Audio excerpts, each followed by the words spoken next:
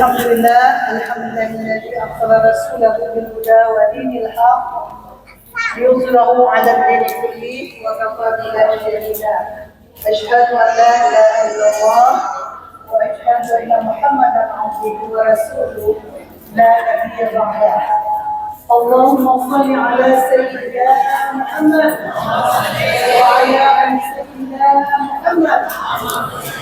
Rabbi shrah li sadri wa yassir li amri wahlul 'uqdatam min lisani yafqahu qawli. Ya. Qala Allah Ta'ala fil Qur'anil Karim, a'udzu billahi minasyaitonir rajim. Bismillahirrahmanirrahim. Innal ladzina amanu wa 'amilus solihati sayaj'alu lahumur rahmanu wudda. Shadaqallahul azim.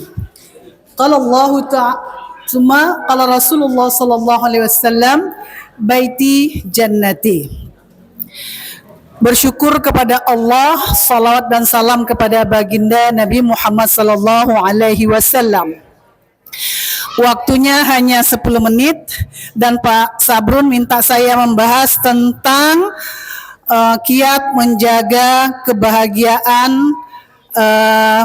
kebahagiaan di usia lanjut. Ibu-ibu udah lanjut usia? Lanjut usia belum, tapi usia lanjut udah. Jadi skala menurut teori sekitar 60 ke atas itu udah disebut lanjut usia atau usia lanjut.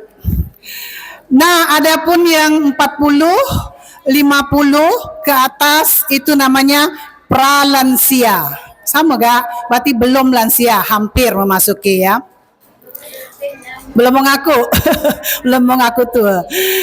Nah, jadi Pak Sabrun mengamanahkan judul ini, saya agak gugup-gugup juga karena usia perkawinan juga belum lama-lama amat, masih ada yang lebih lama dari saya ya.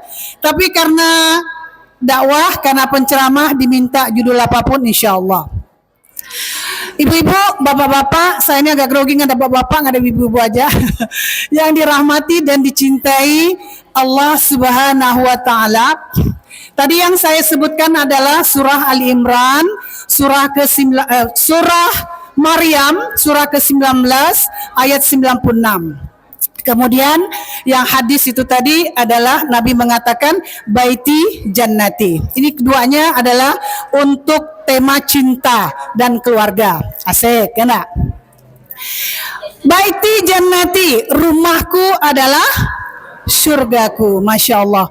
Rasulullah menyebut itu, Bu, itu rumahnya dalam kondisi yang sederhana, beratapkan daun, beralaskan jerami, dindingnya pun tak bagus, makannya pun itu tidak 3 kali sehari.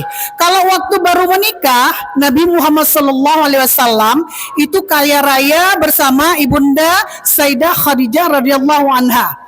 Tapi harta dari Bunda Khadijah radhiyallahu anha ini habis dipakai untuk membela, memperjuangkan dakwah agama Allah Ta'ala. Sehingga ketika Rasulullah SAW di periode-periode berikutnya itu Rasulullah ini kenyang mengalami fase-fase yang luar biasa. Fase bahagia, fase peperangan, termasuk juga fase-fase kemiskinan. Tapi Rasulullah pede mengatakan, rumahku surgaku. Apa kabar kita yang sekarang? Apa kabar orang-orang yang memiliki rumah-rumah yang megah, rumah-rumah yang indah, rumah-rumah yang mewah? Namun di dalamnya belum tentu ada surga, betul Bu? Tapi semoga juga yang sudah memiliki rumah yang indah, rumah yang mewah juga bahkan di dalamnya Allah anugerahkan rasa-rasa surga. Amin amin ya robbal alamin.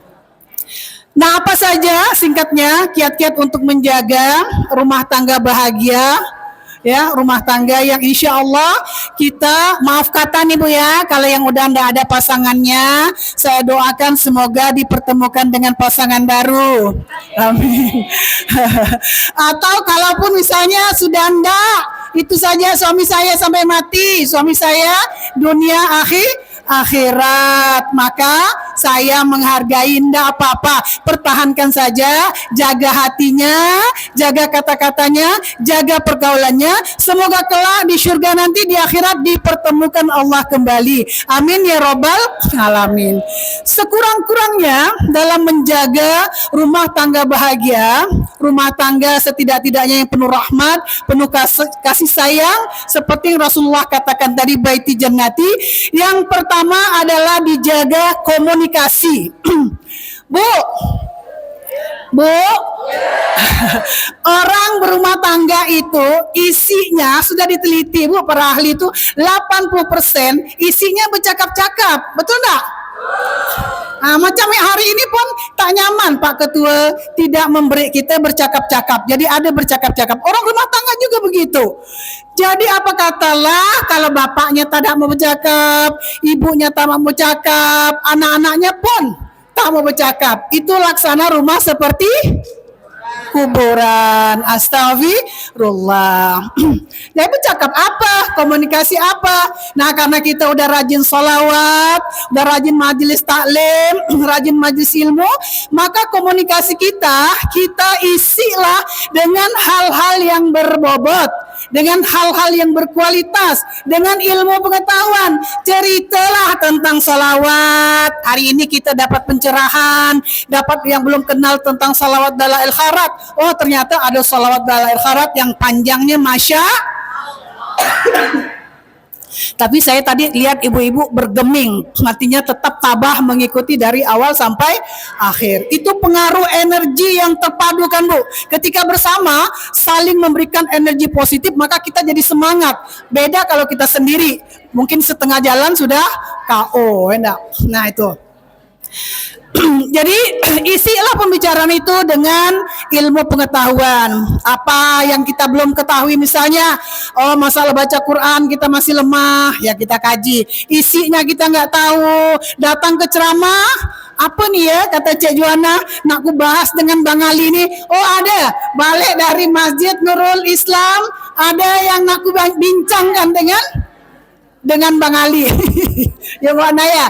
Jadi mulai sekarang bincang-bincangnya dilarang yang haram, dilarang yang gibah, tapi isi dengan agama dan ilmu.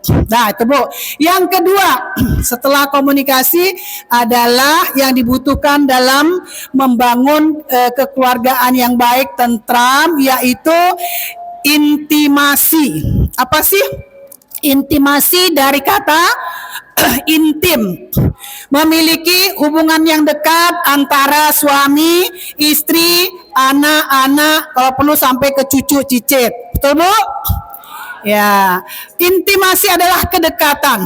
Jadi intimasi secara spiritual. Nah, ini dulu suami tidak pernah ikut ngaji, alhamdulillah ikut. Dulu istri tak pernah ikut majelis selawat, sekarang alhamdulillah ikut. Jadi gerakan-gerakan, kegiatan-kegiatan dakwah walaupun tidak terlalu banyak, suami istri hendaknya memiliki prioritas untuk mengaktifkan kegiatan keagamaan di kalangan keluarga. Intimasi secara apa lagi, Bu?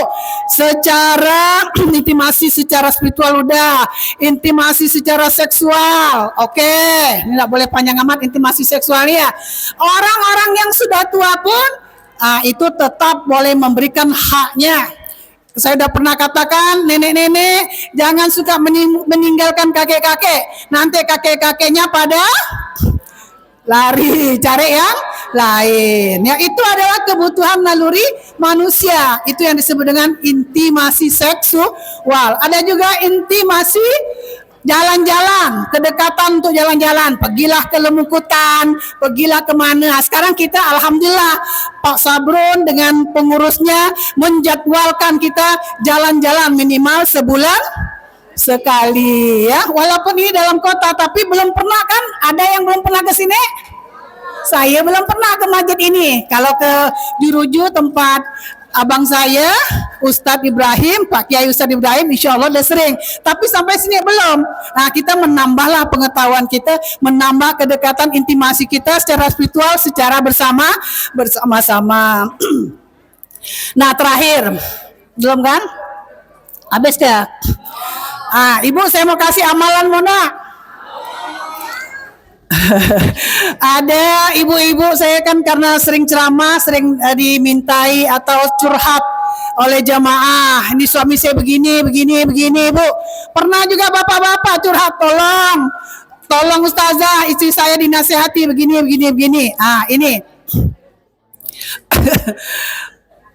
Ibu-ibu yang dirahmati dan dicintai Allah Subhanahu wa taala, tidak semua orang-orang beruntung berkeluarga, betul?